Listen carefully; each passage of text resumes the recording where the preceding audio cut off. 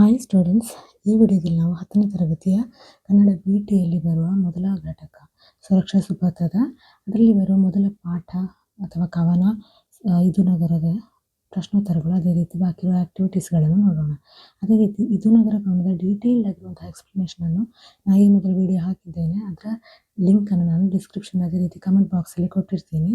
Check ಮಾಡಿದವರು ಅದನ್ನು ಸಂಪೂರ್ಣವಾಗಿ ನೋಡಿ ಈ ಕ್ವಶನ್ ಆನ್ಸರ್ನೆಲ್ಲ ನೋಡಿದಾಗ ನಿಮಗೆ ಇನ್ನೂ ಸ್ವಲ್ಪ ಅಂಡರ್ಸ್ಟ್ಯಾಂಡ್ ಅಂತ ಅರ್ಥ ಆಗ್ಬೋದು. ಓಕೆ, ಸೊ ನಾವು ಡೈರೆಕ್ಟ್ ಉತ್ತರಿಸಿರಿ ಆ ಭಾಗಕ್ಕೆ ಹೋಗೋಣ.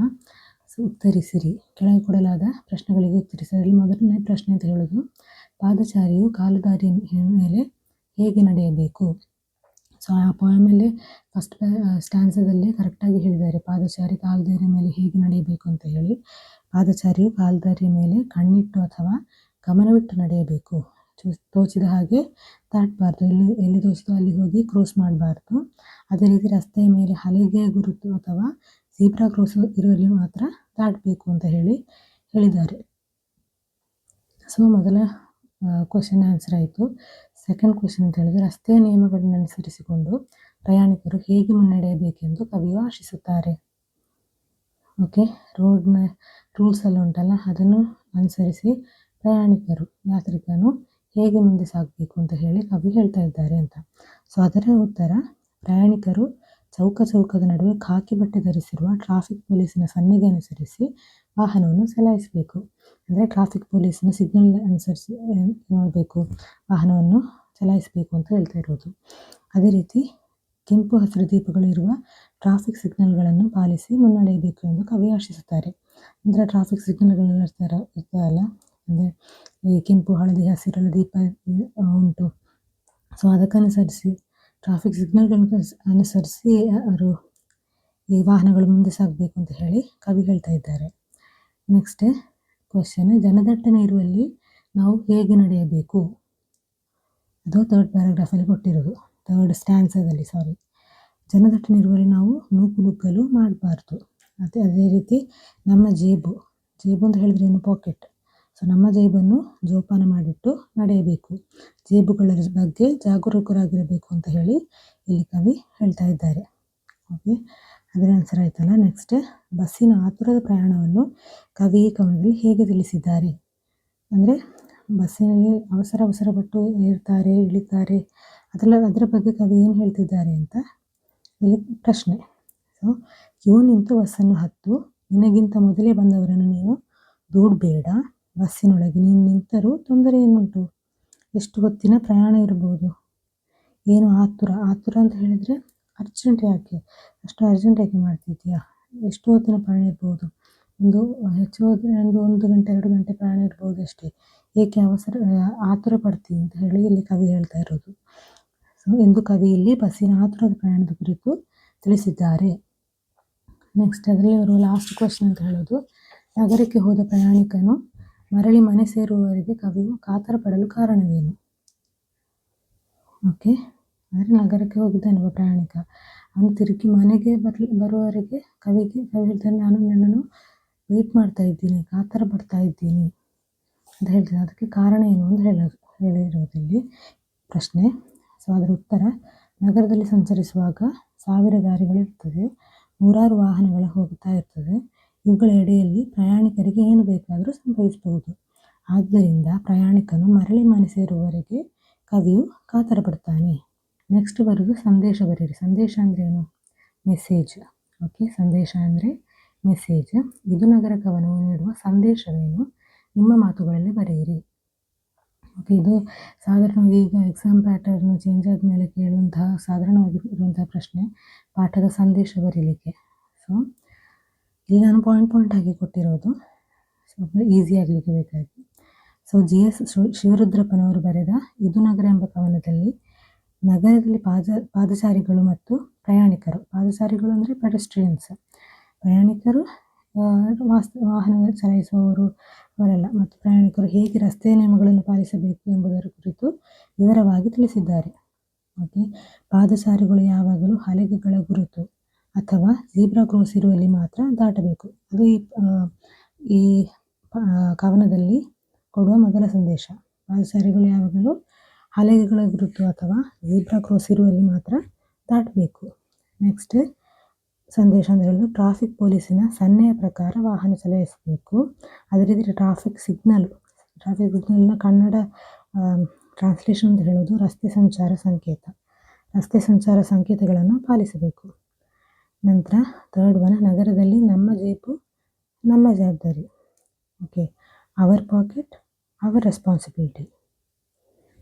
ಅದೇ ರೀತಿ ಜೇಬುಗಳರು ಅಂತ ಹೇಳಿದರೆ ಪಿಕ್ ಪಾಕೆಟರ್ಸ್. ಓಕೆ, ಅವರ ಬಗ್ಗೆ ಜಾಗರೂಕರಾಗಿರಬೇಕು. ಕ್ಯೂ ನಿಂತು ಬಸ್ಸನ್ನು ಹತ್ತಬೇಕು. ಇನ್ನೊಂದು ಸಂದೇಶ ಅಂತ ಹೇಳೋದು ಕ್ಯೂ ನಿಂತು ಬಸ್ಸನ್ನು ಹತ್ತಬೇಕು. ಅದೇ ರೀತಿ ಜನದಟ್ಟಣೆ ಇರುವಲ್ಲಿ ನೂಕುನುಗ್ಗಲು ಮಾಡಬಾರದು. ತುಂಬ ಜನ ಸೇರಿರುವಲ್ಲಿ ನೂಕುನುಗ್ಗಲು ಮಾಡಬಾರ್ದು. ಹೀಗೆ ಹಲವು ಸಂದೇಶಗಳನ್ನು ಈ ಕವನವು ನೀಡುತ್ತದೆ. ಆಶಯ ಬರಲಿಕ್ಕೆ. ಆಶಯ ಅಂತ ಹೇಳಿದ್ರೆ ಈ ಕವನದಲ್ಲಿ ಈ ಒಂದೊಂದು ಸ್ಟ್ಯಾನ್ಸಾದ ಅರ್ಥ ಏನು ಅಂತ ಡೀಟೇಲ್ ಆಗಿ ಬರೀಲಿಕ್ಕೆ. ಸೊ ಇದು ನಗರ ಕವನದ ಆಶಯ. ಕವಿ GS ಶಿವರುದ್ರಪ್ಪನವರು ನಗರ ಜೀವನದ ಕುರಿತಾಗಿ ಬರೆದ ಒಂದು ಸುಂದರ ಕವನವಾಗಿದೆ ಇದು ನಗರ. ಓಕೆ, ಇದರಲ್ಲಿ ನಾವು ನಗರದಲ್ಲಿ ಯಾವ ಯಾವ ರಸ್ತೆ ನಿಯಮಗಳನ್ನು ಪಾಲಿಸಬೇಕು, ಹೇಗೆ ವರ್ತಿಸಬೇಕು, ಹೇಗೆ ಸುರಕ್ಷಿತರಾಗಿರಬೇಕು ಎಂಬುದರ ಕುರಿತು ಹೇಳಿದ್ದಾರೆ. ನಗರದಲ್ಲಿ ಜನಸಂಖ್ಯೆ ಹೆಚ್ಚುತ್ತಿರುವ ಈ ಕಾಲಘಟ್ಟದಲ್ಲಿ ಈ ಕವನ ಔಚಿತ್ಯಪೂರ್ಣವಾಗಿದೆ. ಔಚಿತ್ಯಪೂರ್ಣ ಅಂತ ಹೇಳಿದರೆ ರಿಲೆವೆಂಟ್ ಆಗಿದೆ ಅಂತ. ಓಕೆ, ಔಚಿತ್ಯ ಪೂರ್ಣವಾಗಿದೆ. ಅದೇ ರೀತಿ ಇದರಲ್ಲಿ ರಸ್ತೆ ಸುರಕ್ಷೆಯ ಬಗ್ಗೆ ಸಂಪೂರ್ಣವಾಗಿ ಹೇಳಿದ್ದಾರೆ.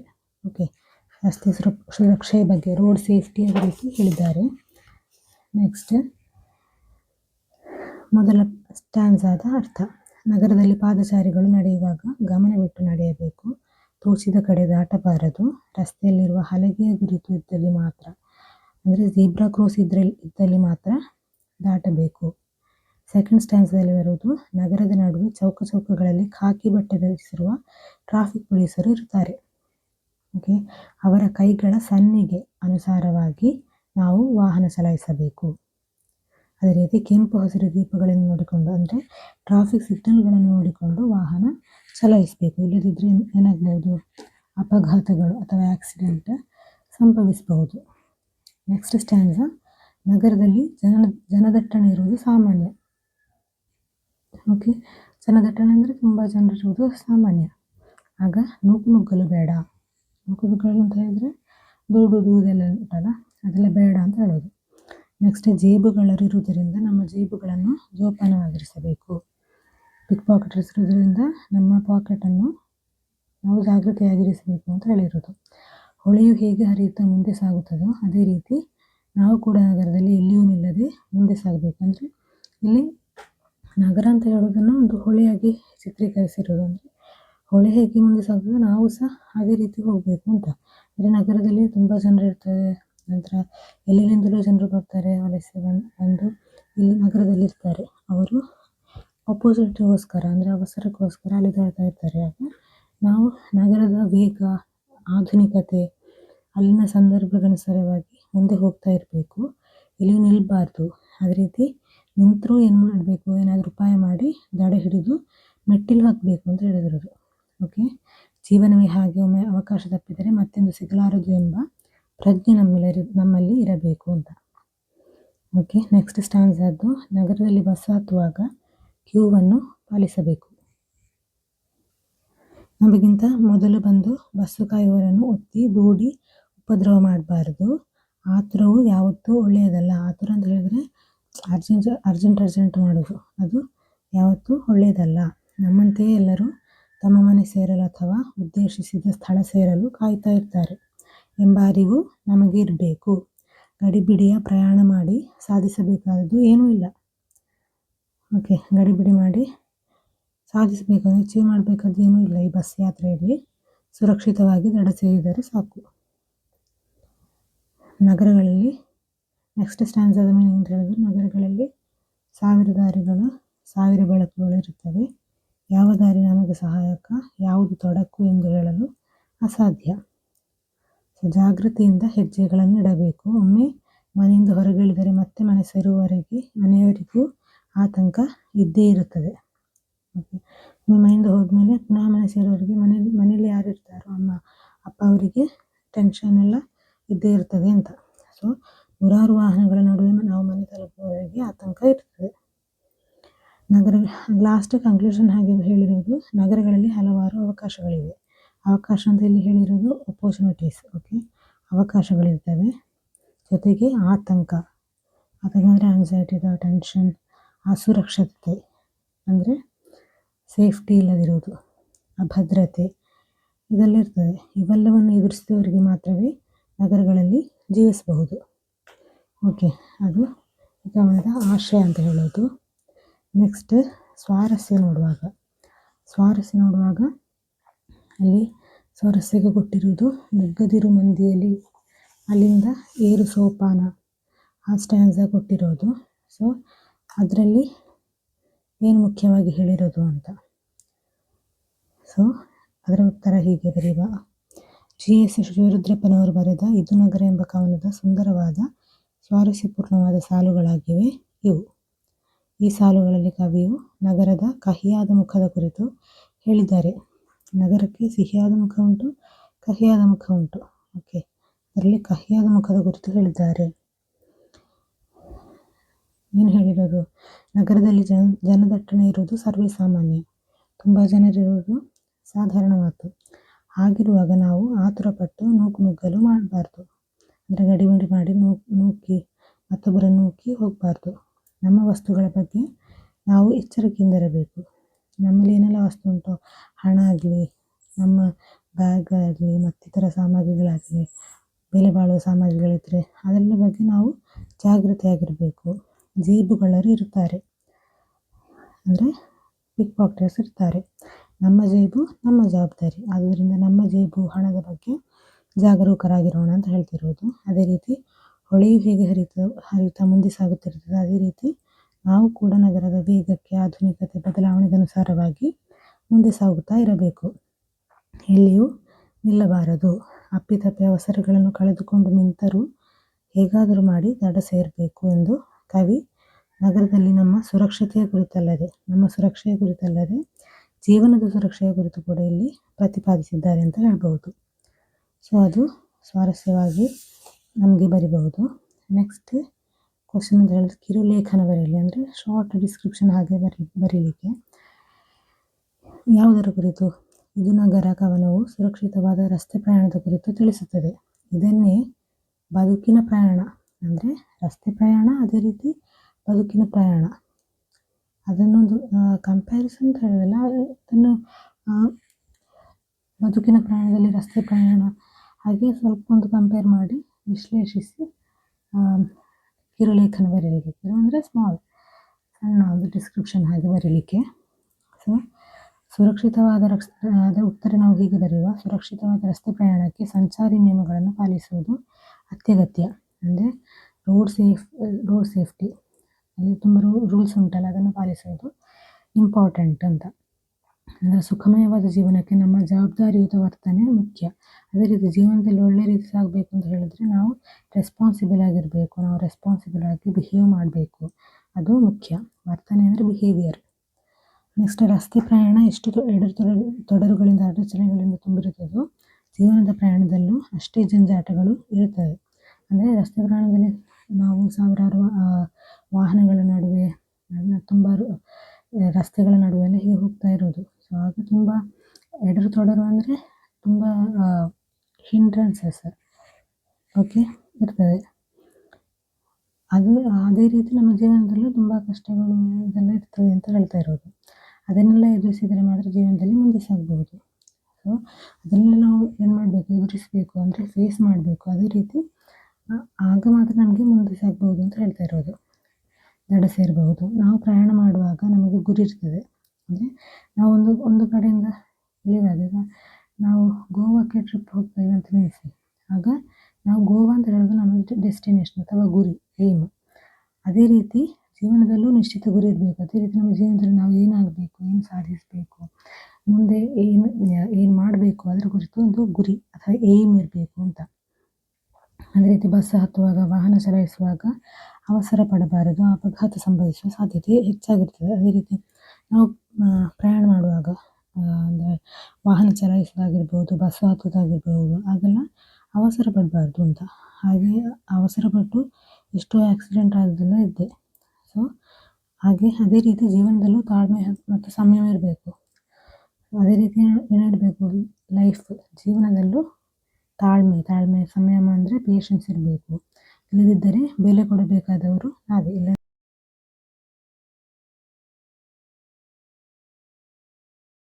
ಇವೆರಡನ್ನು ಕಂಪೇರ್ ಮಾಡುವಾಗ ನಮಗೆ ಹೀಗೆ ಬರಿಬಹುದು. ಇದು ನಗರ ಮತ್ತು ನಾಗರಿಕತೆ ಎರಡು ಕವನದಲ್ಲಿ ಮುಖ್ಯ ಘಟಕ, ಇಂಪಾರ್ಟೆಂಟ್ ಥಿಂಗ್ ಅಂತ ಹೇಳೋದೇನು, ನಗರ ಅಲ್ವಾ.